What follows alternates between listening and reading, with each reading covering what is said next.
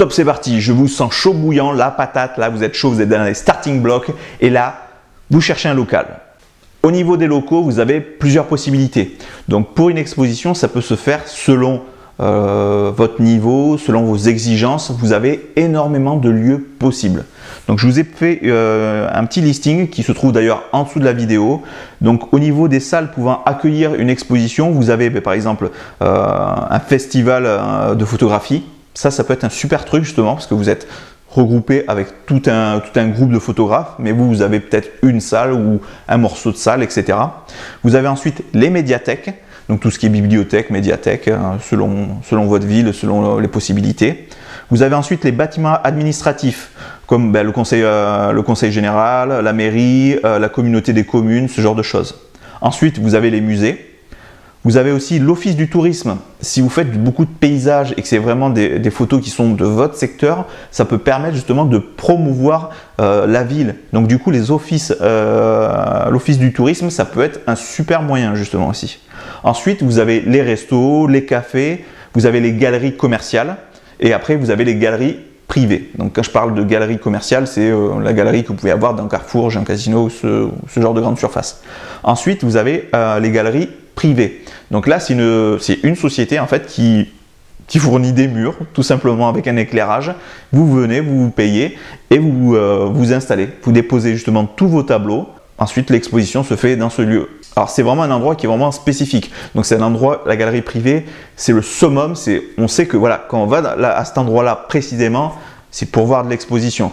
On n'y va pas comme quand on va à un casino où là, on peut voir 2-3 photos, mais ce n'est pas l'intérêt. Là, c'est vraiment ultra ciblé par contre. Le problème qui va se passer, c'est qu'automatiquement, ça a un coût, parce qu'automatiquement, ça coûte relativement cher. Quoique ça dépend, des fois, vous pouvez arriver peut-être à faire des petits partenariats ou exposer quelques tableaux, pas forcément toute une série. Après, ça va être vraiment adapté en fonction de votre ville. Ça, je peux pas être plus clair là-dessus, ça va vraiment dépendre des villes. Moi, je sais que par exemple, du côté de chez moi, par exemple vers Agen, il y a une galerie qui sont hyper open au niveau des nouveaux photographes ou des peintres, etc. Ils sont super open justement là-dessus, quoi. Après, ce qui est possible aussi, moi, c'est arrivé il n'y a pas très longtemps, pas très loin d'où j'habite. Alors c'est un château dans le sens où ouais, ça de nom que le château, mais parce que c'est des restes de château. Et en fait, il y a une grande salle, une salle qui est magnifique d'ailleurs, où il y a des énormes soirées, quoi. Et en fait, ils font de temps en temps des petites expositions à cet endroit-là. Et c'est super intéressant. Après, nous, proche de chez moi, pas trop loin, il y a le château d'Uras, qui lui aussi fait très régulièrement des expositions. Alors principalement peinture, mais ils sont très ouverts et d'ailleurs ils ont un très gros club en photographie. Donc du coup, ça peut être intéressant, vous voyez, de contacter des châteaux et de leur dire, ben voilà, si vous souhaitez, on peut mettre les photos en exposition ici. Vous pouvez trouver énormément de lieux. Ben, un peu comme on va en parler un peu plus tard dans cette formation, vous verrez que par exemple, si vous faites de la photo culinaire, vous pouvez faire tout ce qui est restaurant, tout ce qui est café, etc. Ça, c'est super important. En plus, ce qui va se passer, c'est que vous pouvez travailler en partenariat, donc vous verrez ça dans un prochain module, mais vous pouvez faire un partenariat par exemple avec un restaurant et leur dire ben voilà, j'ai envie de faire une série de clichés et si vous voulez, moi je vous propose, vous réalisez les plats, moi je les prends en photo et on expose les photos chez vous.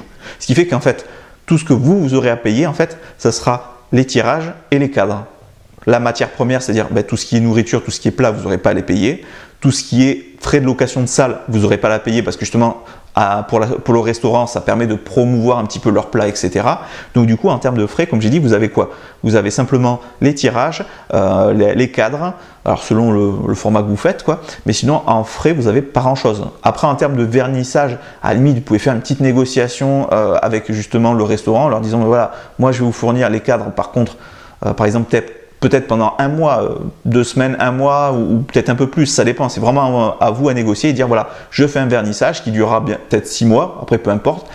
Voilà, moi je fournis tout là-dessus. Est-ce que vous pouvez fournir tout ce qui est vernissage, c'est-à-dire tout ce qui est nourriture, alors c'est pas un repas, un vernissage, c'est vraiment, on va dire, c'est un genre d'apéro dînatoire. Donc en fait, il y a juste quelques petits toasts, un peu à boire, mais c'est pas fait pour se murger ou pour boire non-stop, quoi. C'est vraiment, on boit un verre ou deux, on mange deux, trois petites bricoles et voilà, quoi.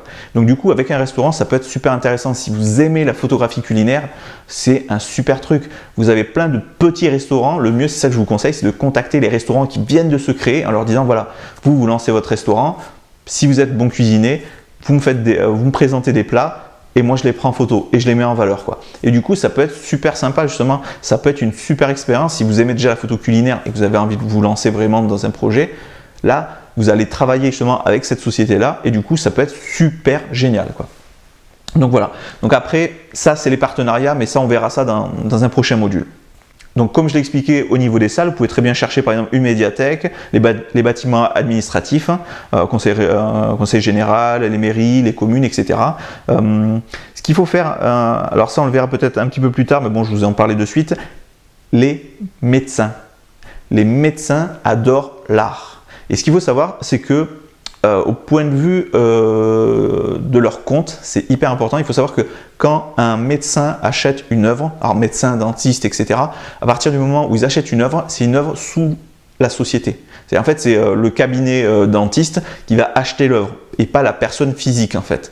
Donc du coup, pour eux, c'est déductible des impôts justement. Donc ça peut être super intéressant de les contacter en leur disant ben voilà telle photo elle est à vendre, tel prix, etc. Vous pouvez faire une petite plaquette éventuellement pour ces gens-là. Moi je sais que je connais une artiste peintre qui travaille beaucoup justement avec des médecins, des dentistes, etc. Et elle vend très régulièrement justement ses créations, quoi. Donc en plus elle c'est des créations qui sont uniques parce que c'est de la peinture, mais en photographie voilà, vous pouvez faire une série limitée. Mais ça on verra ça dans un autre module. À la fin, vraiment à la fin. Au niveau des locaux, c'est vraiment à vous à réfléchir à qu'est-ce qui va coller le plus à votre projet. Par exemple, si c'est la photographie de mode, de portrait par exemple, un bâtiment administratif, ça ne sera peut-être pas l'idéal. Ce ne sera pas forcément le meilleur truc. Pareil pour un restaurant, afficher des portraits dans un restaurant, ça fait un petit peu bizarre. Par contre, pour un restaurant, pour un café, ça peut très bien passer de mettre justement, au contraire, ce serait même de meilleur goût de faire de la photographie justement, c'est vraiment de la photo culinaire, quoi. Ne mettez pas par contre des photos d'animaux, ça va faire des beaux animaux vivants, regardez, maintenant vous les avez dans l'assiette. Ça, évitez vraiment. Mais, éventuellement des paysages. Les paysages dans les restaurants, ça peut passer. Par exemple, imaginons, vous avez un restaurant indien, vous êtes parti en Inde ou quelque chose qui ressemble à l'Inde visuellement, ben là vous pouvez mettre des petites photos, des petits tirages justement, et ça permet de coller au thème, quoi. Donc au niveau des restaurants, voilà, soit vous faites vraiment de la pure photo culinaire, donc vous demandez à la personne, au cuisinier de réaliser des plats et de prendre ses photos, soit sinon voilà, vous pouvez mettre des photos de paysages, mais il faut à ce moment-là que ça colle à leur thème, à leur style, donc à voir et à négocier, quoi. Mais sinon, oui, il faut savoir que au niveau des restos, il y en a beaucoup qui sont ouverts là-dessus parce que le problème des restaurants, souvent c'est la déco. La déco est toujours la même et puis après, acheter les cadres, etc. Souvent, les gars dans les entreprises, ils ont la tête dans le guidon. Ils ne peuvent pas perdre du temps justement, aller chercher les contacts et se dire « Ah ouais, je vais aller chercher un photographe ». Non, si vous allez les démarcher, au contraire, ça veut dire bah, « Attends, c'est lui qui vient, il va revenir après, j'ai pas besoin de me faire chier, il me fournit toutes les photos et tout ». C'est gagnant. Parce que le problème qui se passe, c'est ça, c'est que quand vous voulez faire de la déco dans un restaurant ou même dans n'importe quelle société, les gens, ils ont la tête dans le guidon. C'est-à-dire, ils sont à fond dans leur entreprise, dans le développement, et en fait, tous les trucs à côté, ils les zappent, quoi. Sauf s'ils ont une grosse équipe et qu'ils délèguent énormément. Mais sinon, la plupart du temps, on a la tête dans le guidon dans les entreprises, et du coup, on n'a pas le temps de voir ce genre de choses. Tandis que là, si vous allez les démarcher, automatiquement, ça peut les intéresser en leur disant, voilà. Moi, par exemple, j'ai des collègues avec eux qui ont réalisé il n'y a pas très longtemps, proche de chez moi, justement, une exposition dans un restaurant. Et en fait, cette personne-là, du coup, a trouvé le concept hyper sympa. Et en fait, régulièrement, il y a des nouvelles personnes qui viennent et qui posent leurs photos, quoi. Et c'est super génial parce que la personne est hyper open dessus. Et ce qui fait que à chaque fois, genre je ne sais plus si c'est tous les mois ou tous les 2 mois, à chaque fois ça tourne. Il y a des nouvelles personnes qui viennent, qui proposent leurs photos. Alors, là, il n'y a pas si longtemps, c'était de la photographie. Après, là, ça tourne, c'est passé à de la peinture, etc. Et il y a des sociétés qui adorent ça. Et vous, ce que vous pouvez faire, c'est justement mettre en exposition. Alors après, pour la vente, ça sera ce sera plus compliqué. Mais techniquement, déjà, vous aurez fait une exposition. Vous faites un vernissage dans cette entreprise, justement, dans ce restaurant, et vous verrez que ça va être super sympa. C'est des petites expériences qui vont faire qu'après, vous pourrez faire une grosse expo. Parce que vous allez comprendre un petit peu comment ça se passe. Parce que c'est pareil, il va falloir mettre en place un livre d'or. Je vous en parlerai un petit peu plus tard dans un autre module. Donc au niveau des lieux, à ce moment-là, il faut vraiment négocier avec les entreprises parce que voilà, comme j'ai dit, dans le cas d'un restaurant, là vous pouvez exposer gratuitement vos photos parce qu'au contraire, c'est eux qui vont être friands et eux, ils vont demander que ça justement. Après, dans le cas justement où c'est dans une commune, etc., le mieux, c'est vraiment de faire des photos de paysage pour que ça colle au thème justement. C'est-à-dire, voilà, si c'est la mairie de votre mairie à vous, à ce moment-là, ben, faire des photos de votre secteur, de votre coin, essayer de trouver des endroits sympas, etc., quoi. Après, vous pouvez faire des projets à thème. Mais ça, après, c'est des trucs plutôt personnels. Mais par exemple, à la limite, ce que vous pouvez faire, c'est faire des photos de chaque habitant, de tous les habitants. Donc, alors, vous ne faites pas une photo par habitant, vous faites une photo par maison. C'est-à-dire, s'ils sont 6 dans la maison, voilà, vous prenez une photo pour les 6, quoi. Et vous tournez un petit peu dans tout le village. Vous proposez ça. Vous proposez le projet et en même temps vous en parlez au maire en disant voilà, j'aimerais bien essayer de faire une exposition en proposant de faire toutes les photos des habitants et du coup vous pouvez éventuellement voilà, rentrer en contact avec les habitants, leur dire est-ce que ça vous intéresse ou pas, j'exposerai les photos à la mairie, vous pourrez aller les voir et tout quoi. Et du coup vous verrez justement si ça fonctionne ou pas quoi, s'il y a des gens qui sont ok ou pas. Et ce qui est important c'est que ça va vous permettre de vous créer une notoriété aussi parce que tous les gens qui vont venir ils vont voir parce que c'est leur photo. Donc si par exemple vous me prenez en photo, moi je veux voir le résultat, donc automatiquement je vais aller à l'exposition quoi. Donc ça peut être un moyen super intéressant quoi. Donc au niveau des lieux, il y a plein de possibilités. Il faut juste bien réfléchir. Ne mettez pas de la photographie animalière dans un restaurant. Ça va pas le faire du tout quoi.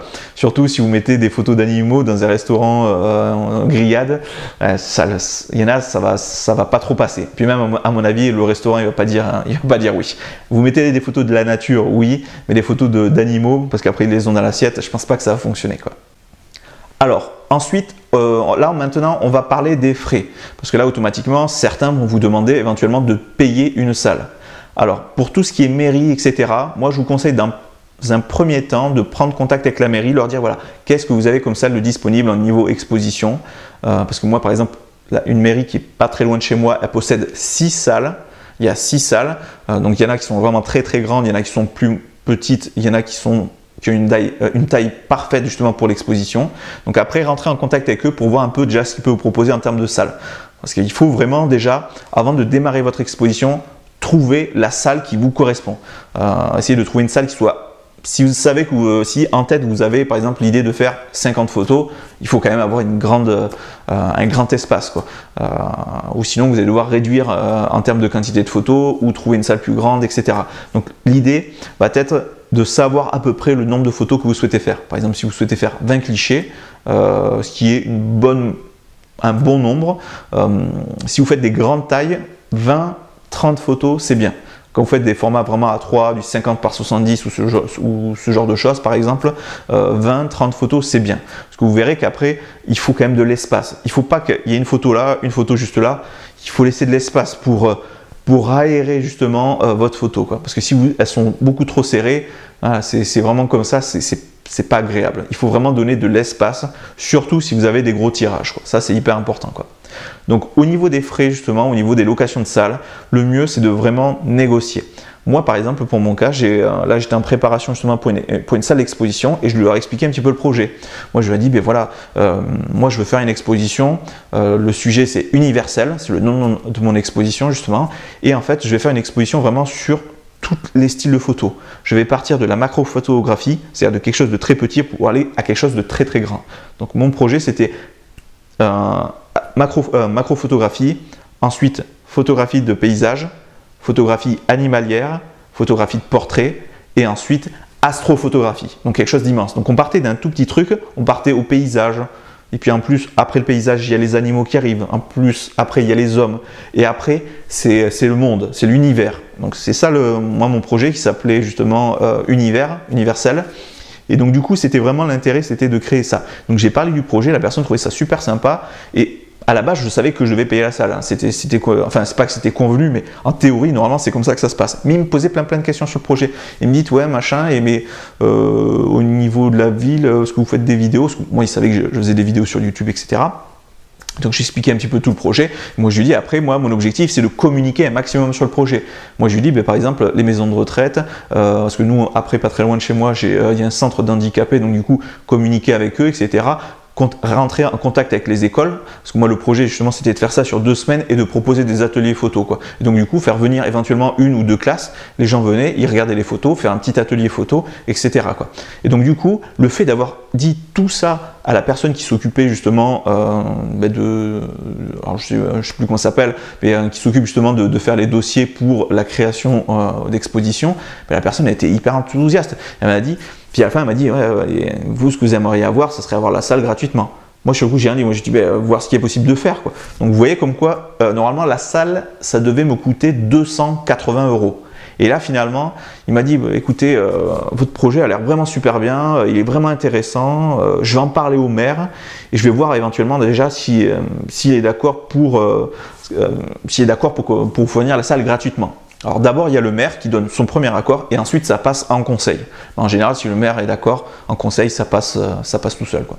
Et donc du coup c'est super intéressant de communiquer justement et de aller chercher par exemple des représentants au niveau des mairies, du conseil de la ville, etc.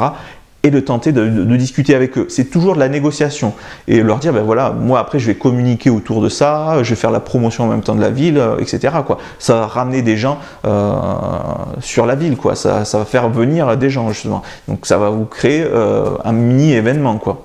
Donc c'est intéressant justement de bien leur rappeler et de leur dire ça.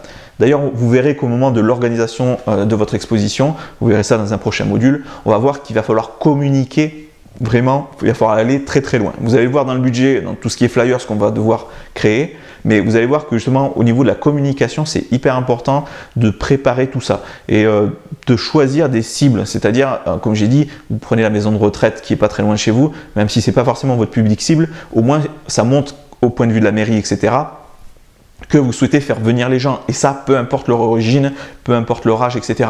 Et du coup justement ça peut vous apporter des points supplémentaires qui vont vous permettre d'avoir éventuellement une salle gratuitement ou à un super tarif ou ce genre de choses. Moi par exemple pour mon cas la salle était totalement gratuite au lieu de, je crois que c'était 280 € quoi. Donc c'est quand même une grosse économie et tout ça simplement parce que je leur ai dit que voilà je voulais vraiment communiquer, je voulais contacter la maison de retraite, il y avait un centre d'handicapés, donc les faire venir pour les sortir de leur quotidien, et après que je voulais tenter de contacter une école justement pour une petite école, c'était une école primaire justement, et il y avait un collège, et les faire venir pour voilà, proposer des petits ateliers, etc. Donc moi c'était une exposition sur 2 semaines, mais du coup ça a cartonné, et le gars était hyper enthousiaste et tout quoi, et c'était parfait. Tout ce que j'ai eu à faire c'est à communiquer justement sur mon projet, montrer que j'en avais vraiment envie, et c'est comme ça que j'ai réussi à avoir une remise quoi. C'est-à-dire au lieu de payer 280 €, ben, la salle était fournie gratuitement quoi. Donc voilà, donc il y a énormément de possibilités, à chaque fois c'est à vous à négocier, tout est négociable, tout, que ce soit la mairie, les machins, ci et là, tout le monde c'est vendeur tapis, il suffit juste de rentrer en contact avec la personne, etc., discuter, prendre le temps. Moi c'est simple, le gars il m'a pas reçu à la mairie, parce que moi je lui dis, moi j'avais du taf, je peux pas, en ce moment j'étais débordé, et en fait on s'est donné rendez-vous dans un bar et on a communiqué autour d'une bière en discutant voilà, de projets, etc. quoi. Donc c'était super intéressant quoi. Et du coup, l'avantage qu'il y a, c'est qu'en ayant ces premiers contacts, ça va me permettre justement d'organiser d'autres expositions quoi. Car là, je veux réaliser une exposition pour Halloween et je vais voir justement en fonction de comment ça va se passer. À ce moment-là, peut-être si le projet Halloween de cette année fonctionne, le refaire l'année suivante quoi. Donc la première chose, au niveau de la salle, il faut vraiment réfléchir à la cohérence de votre thème en fonction du lieu. Comme j'ai dit, pas de photographie animalière dans un restaurant, hors de question. Éventuellement peut-être de la macro-photographie, mais si vous mettez des araignées en photo de fond dans un restaurant, ça va peut-être pas le faire. Donc il faut vraiment que le thème soit en cohérence avec le lieu. Donc si vous faites beaucoup de photographies de paysages, alors tout ce qui est justement bâtiment administratif, donc le conseil régional, la mairie, la communauté des communes, l'office du tourisme, ils vont kiffer. Par contre, ouais, il faut, par exemple pour l'office du tourisme, si vous faites vraiment des photos qui permettent de promouvoir votre secteur, alors sans forcément que ce soit vraiment que la ville où vous êtes, mais disons le département ou le canton, C'est hyper positif pour eux, donc du coup, ça va être hyper intéressant. Et si vous rentrez en contact justement avec l'Office du tourisme, ce qui va se passer, c'est qu'automatiquement, vous êtes en contact après avec le maire. Donc le maire, vous allez passer au stade au-dessus, donc la communauté des communes, etc.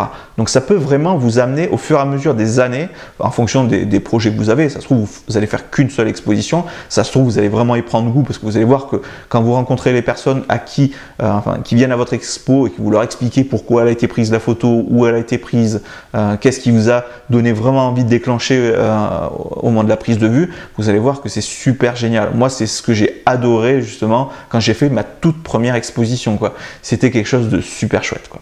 Donc vraiment, réfléchissez à votre thème et en fonction de votre thème, choisissez vraiment le lieu le plus adapté. Donc si c'est photographie culinaire, c'est simple, c'est tout ce qui est restaurant, tout ce qui est café, ce genre de choses, quoi. Donc voilà, si éventuellement vous avez des questions, n'hésitez pas à me les mettre directement dans les commentaires, j'y répondrai. Ou sinon, n'oubliez pas, de toute façon, vous avez 1 heure de coaching qui est offert avec la formation. Alors je vous conseille de plutôt m'envoyer des emails et vraiment quand vous avez quelque chose de très concret, à ce moment-là, on travaillera ensemble pendant votre heure de coaching.